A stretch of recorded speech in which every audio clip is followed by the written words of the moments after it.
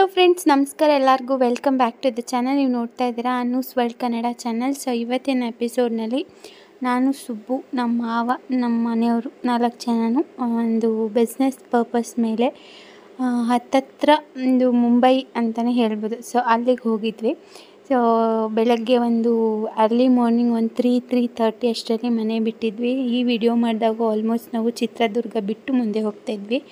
So ಅಲ್ಲಿ ಒಂದಷ್ಟು clippings record ಮಾಡಿಕೊಂಡೆ. ನಾವು ಬರೋದು ಇವತ್ತೇ ಬರ್ತೀವೋ ನಾಳೆ ಬರ್ತೀವೋ ಗೊತ್ತಿರಲಿಲ್ಲ. ಸೊ ಅದಕ್ಕೆ ಸುಬ್ಬು ಇರೋಲ್ಲ, ಅಂದರೆ ಮಲ್ಗೋಕ್ಕೆಲ್ಲ ಕೇಳ್ತಾನೆ, ಒಂದೊಂದ್ಸರಿ ಮಲ್ಕೋತಾನೆ. ಬಟ್ ಪಾಪ ಚಿಕ್ಕವನಾಗಿರೋದ್ರಿಂದ ಜೊತೆಲಿ ಕರ್ಕೊಂಡು ಹೋಗೋಣ ಅಂತೇಳಿ ಯಶುನ ಸ್ಕೂಲಿಗೆ ನಮ್ಮ ಅತ್ತೆ ಕಳಿಸ್ತೀವಿ ಅಂತ ಹೇಳಿದರು. ಸೊ ನಮ್ಮ ಅತ್ತೆ ಹತ್ರ ಬಿಟ್ಬಿಟ್ಟು ನಾವು 4 ಜನ ಹೊರಡ್ತಾಯಿದ್ದೀವಿ. ಸೊ ತುಂಬ ವಿಪರೀತ ಮಳೆ ಇತ್ತು ಆ ಸೈಡು. ಸೊ ನಾವಿನ್ನೇನು ಬೆಳಗಾವಿ ಹತ್ತತ್ರ ಹೋಗ್ತಾಯಿದ್ದೀವಿ, ನೋಡ್ಬೋದು. ಸೊ ನಾವು ಹೋದಾಗ ಅಷ್ಟು ಮಳೆ ಇರಲಿಲ್ಲ, ಬರೋವಾಗ ತುಂಬ ಮಳೆ ಇತ್ತು. ಹಾಗೆ ನಾವು ಬಂದ ಮೇಲೆ ನಾವು ನ್ಯೂಸಲ್ಲೆಲ್ಲ ನೋಡ್ತಾ ಇದ್ದೀವಲ್ಲ, ತುಂಬಾ ಮಳೆ ಇತ್ತು. ಇದು ಆಲ್ಮೋಸ್ಟ್ ಒಂದು 15 ಡೇಸ್ ಬ್ಯಾಕ್ ನಾನು ಹೋಗಿದ್ದಿತ್ತು. ಸೊ ಇವಾಗ ವ್ಲಾಗ್ ಅಪ್ಲೋಡ್ ಮಾಡ್ತಾಯಿದ್ದೀನಿ. ವ್ಲಾಗ್ ಇತ್ತಲ್ವ, ಪೋಸ್ಟ್ ಮಾಡೋಕ್ಕೆ ಸ್ವಲ್ಪ ಡಿಲೇ ಆಯಿತು ಅಷ್ಟೇ. ಸೊ ತುಂಬ ಚೆನ್ನಾಗಿತ್ತು ವೆದರ್ ಅಂತೂ, ಬಟ್ ಜಾಸ್ತಿ ಮಳೆ ಇತ್ತು. ಈ ಕಡೆಯಿಂದ ಹೋಗುವಾಗ ಕೂಲ್ ಅನ್ನಿಸ್ತಾ ಇತ್ತು, ಬಟ್ ಆ ಕಡೆಯಿಂದ ಬರುವಾಗ ತುಂಬಾ ಹೆವಿ ಮಳೆ ಇತ್ತು. ಈ ಸೈಡ್ ತುಂಬ ಜನ ನನಗೆ ಆನ್ಲೈನಲ್ಲಿ ಕಸ್ಟಮರ್ಸ್ ಇದ್ದೀರಾ, ಬಟ್ ನಾವು ಬರೋದು ನಮಗೆ ಗ್ಯಾರಂಟಿ ಇರಲಿಲ್ಲ ಇಷ್ಟು ಬೇಗ ಹೊರಡ್ತೀವಿ ಅಂತ. ಸೊ ಅದಕ್ಕಾಗಿ ನಾನು ತುಂಬ ಕ್ಲೋಸ್ ಇರೋರು ಇರೋದ್ರಿಂದ ನಾನು ಯಾರಿಗೂ ಹೇಳೋಕ್ಕಾಗಿರಲಿಲ್ಲ ಅಷ್ಟೇ. ಸೊ ನೋಡ್ಬೋದು, ನಾವು ರಿಟರ್ನ್ ಬರೋವಾಗ ಈ ವಿಡಿಯೋ ಕ್ಲಿಪ್ಪಿಂಗ್ ರೆಕಾರ್ಡ್ ಮಾಡಿದ್ದೀನಿ. ಹಾಗೆ ನಾವು ಹೋಗಿದ್ದಿದ್ದು ಏರಿಯಾ ಅಂತೂ ಒಂಥರ ಭಯಂಕರವಾಗಿತ್ತು ಅಂತಲೇ ಹೇಳ್ಬೋದು. ಸೊ ಅದಕ್ಕೆ ನಾನು ನಮ್ಮ ಮನೆಯವರು ಇಬ್ಬರೇ ಹೋಗ್ತೀವಿ ಅಂತ ನಮ್ಮ ಮಾವನ ಜೊತೆಯಲ್ಲೇ ಬಂದಿದ್ದರು. ಸೊ ಅಲ್ಲಿ ಕೆಲಸ ಎಲ್ಲ ಮುಗಿಸ್ಕೊಂಡು ಅಲ್ಲಿ 1 to 2:30 ಅಂದರೆ 2ರಿಂದ 2:30 ಗಂಟೆ ಕೆಲಸ ಮುಗಿದಿತ್ತು ನಮ್ಮದು. ಸೊ ಅದಾದಮೇಲೆ ಊಟ ಎಲ್ಲ ಮಾಡಿಕೊಂಡು ರಿಟರ್ನ್ ಆಗೋದ್ವಿ. ಸೊ ಊಟ ಮಾಡಿಕೊಂಡು ಹಂಗೆ ಬರುವಾಗ ಬೆಳಗಾವಿ ವಿಧಾನಸೌಧನ ಅಲ್ವ ರೀ, ಇದು ಚಳಿಗಾಲದ ಅಧಿವೇಶನ ನಡೆಯುತ್ತಲ್ಲ ಅದು. ಇದು ಹೊಸದಾಗಿ ಇಲ್ಲಿ ಆಗಿರೋದು, ಅಂದರೆ ತುಂಬ ವರ್ಷ ಆಗಿದೆ. ಈ ಚಳಿಗಾಲದಲ್ಲಿ ಇಲ್ಲಿ ಮಾಡ್ತಾರೆ ಅಂತ. ಇದು ಬೆಳಗಾವಿದು ವಿಧಾನಸೌಧನ ವಿಕಾಸಸೌಧನ ಗೊತ್ತಿಲ್ಲ. ಸೊ ಇದು ನಾನು ಒಂದು ಕ್ಲಿಪ್ಪಿಂಗ್ ರೆಕಾರ್ಡ್ ಮಾಡ್ಕೊಂಡೆ, ಚೆನ್ನಾಗಿತ್ತು, ದೊಡ್ಡದಾಗಿತ್ತು. ಸೊ ಇಲ್ಲಿ ಎಲ್ಲ ಬರ್ತಾರೆ VIPs ಅಂತೇನು ರೋಡ್ಸೆಲ್ಲ ತುಂಬ ಚೆನ್ನಾಗಿ ಮಾಡಿದರು. ಸೊ ಆಲ್ಮೋಸ್ಟ್ ನಾವು ಜರ್ನಿ ಮಾಡಿರೋದೇ ಬೆಳಗ್ಗೆಯಿಂದ ರಾತ್ರಿ 1:30ವರೆಗೂ ಜರ್ನಿ ಮಾಡಿದ್ದೀವಿ ಅಂತಲೇ ಹೇಳ್ಬೋದು. ಸೊ ಫೈನಲಿ ನಾವು ರಾತ್ರಿ 1:30ಗೆ ಮನೆಗೆ ರೀಚ್ ಆದ್ವಿ. So friends, welcome back. ಇವಾಗ ಟೈಮ್ ಆಗಿದೆ 4:15. ನೆಕ್ಸ್ಟ್ ಡೇ ನಾನು ವ್ಲಾಗ್ ರೆಕಾರ್ಡ್ ಮಾಡ್ತಾಯಿದ್ದೀನಿ. ಸೊ ನೆನ್ನೆ ವ್ಲಾಗ್ನ ನೀವೀಗ ಆಲ್ರೆಡಿ ನೋಡಿರ್ತೀರ. ನೆನ್ನೆ ನಾವು ವಾಪಸ್ ಮನೆಗೆ ಬರೋದು 1:30 ಅಷ್ಟಾಗೋಯ್ತು. ಇದೇನೂ ಇಲ್ಲ ಮನೆಗೆ ಬಂದಮೇಲೆ. ಸೊ ಕೆಮ್ಮು ವಿಪರೀತ, ನನಗೆ ಕಂಟಿನ್ಯೂಸ್ ಆಗಿ ಟ್ರಾವೆಲ್ ಮಾಡಿದ್ರಿಂದ ಕೆಮ್ಮು ಜಾಸ್ತಿ ಆಗ್ಬಿಟ್ಟಿದೆ. ಸೊ ಇವಾಗ ನಾನು ಶಾಪ್ಗೆ ಹೋಗ್ತಾಯಿದ್ದೀನಿ. ನಾಳೆ ನಮ್ಮ ಊರಲ್ಲಿ ಹಬ್ಬ, ಊರ ಹಬ್ಬ ಅಥವಾ ನಾಳೆ ದೇವ್ರ ಹಬ್ಬ ಅಂತಾರಲ್ಲ ಅದು. ನಮ್ಮೂರಲ್ಲಿ 3 ಹೆಣ್ಣು ದೇವರಿದೆ, ಕಬ್ಬಾಳಮ್ಮ, ಮದ್ದೂರಮ್ಮ, ಪಟ್ಟಾಲಮ್ಮ. ಸೊ ಆ ದೇವ್ರದ್ದು ಹಬ್ಬ, ತಂಬಿಟ್ಟು ಎಲ್ಲ ನಾಳೆ ತೊಗೊಂಡೋಗ್ಬೇಕು. ಸೊ ಅದಕ್ಕೆ ಮನೇಲಿ ಪೂಜೆ ಮಾಡಿದ್ದೀವಿ ಇವತ್ತೇ. ಸೊ ಇವತ್ತು ಪೂಜೆ ಹೆಂಗೆ ಮಾಡಿದ್ದೀನಿ, ಆ ಕಲಶ ಬಂದು ನಾನು ತಿರುಪತಿಯಿಂದ ತೊಗೊಬಂದಿದ್ನಲ್ಲ, ಕಲಶ ಇಟ್ಬಿಟ್ಟು ಪೂಜೆ ಮಾಡಿದ್ದೀನಿ. ಒಂದ್ಸರಿ ಬ್ಯಾಕ್ ಕ್ಯಾಮ್ರಾದಲ್ಲಿ ತೋರಿಸ್ತೀನಿ.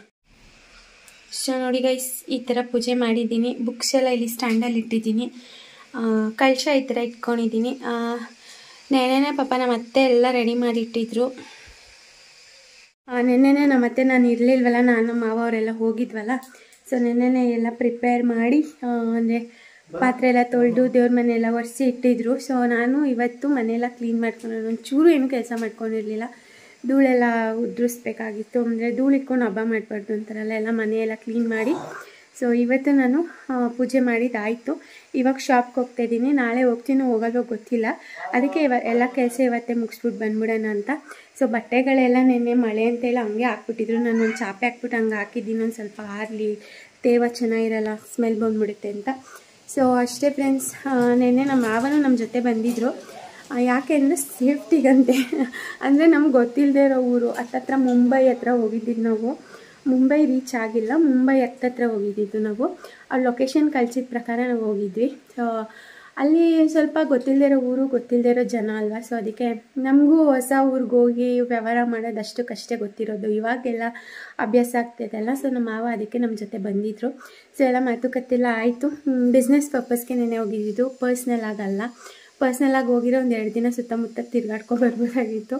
ಸೊ ಬರೀ ಸುತ್ತೋದೇ ಆಗೋಯ್ತು ಅಂತೇಳಿ ನೆನ್ನೆ ಬಿಸ್ನೆಸ್ ಪರ್ಪಸ್ಗೆ ಹೋಗಿದ್ದು, ನೆನ್ನೆನೇ ರಿಟರ್ನ್ ಆಗಿಬಿಟ್ವಿ.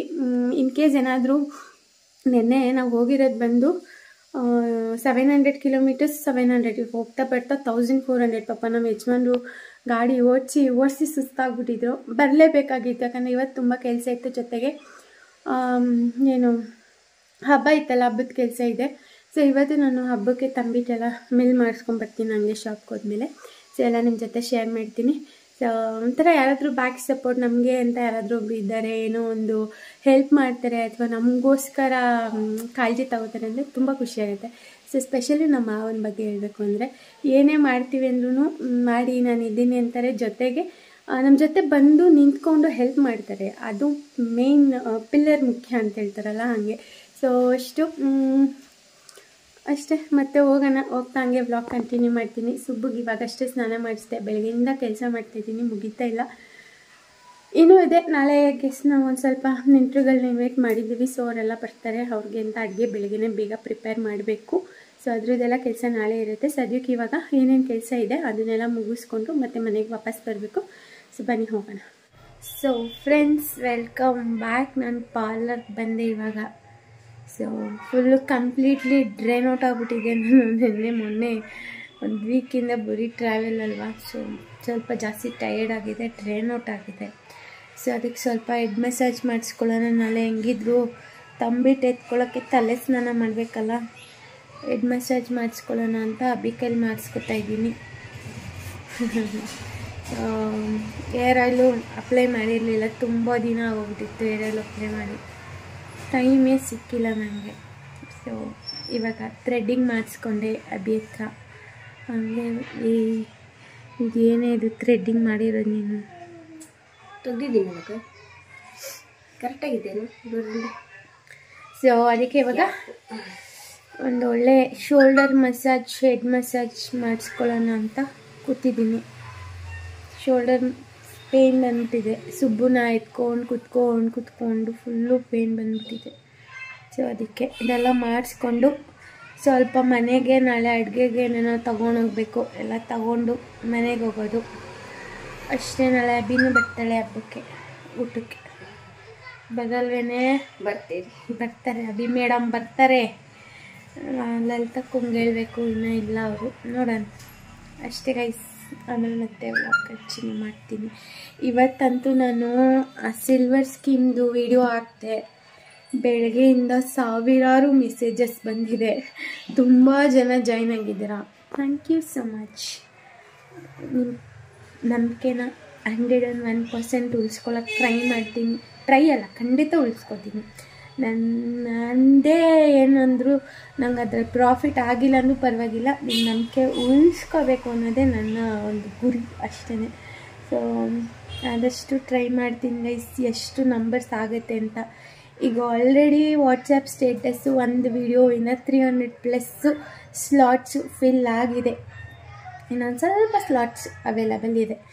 ಈ ವ್ಲಾಗ್ ಬರೋಷ್ಟರಲ್ಲಿ ಮೇ ಬಿ ಫಿಲ್ ಆಗೋಗಿರುತ್ತೋ ಏನೋ ಗೊತ್ತಿಲ್ಲ. ಇನ್ ಕೇಸ್ ನಿಮ್ಗೆ ಇಂಟ್ರೆಸ್ಟ್ ಇದ್ದರೆ ಡಿಸ್ಕ್ರಿಪ್ಷನಲ್ಲಿ ನಂಬರ್ ಮೆನ್ಷನ್ ಮಾಡಿರ್ತೀನಿ, ಕಾಂಟ್ಯಾಕ್ಟ್ ಮಾಡಿ. ಓಕೆನಾ? ಮತ್ತೆ ನಾನು ವ್ಲಾಗ್ ಕಂಟಿನ್ಯೂ ಮಾಡ್ತೀನಿ.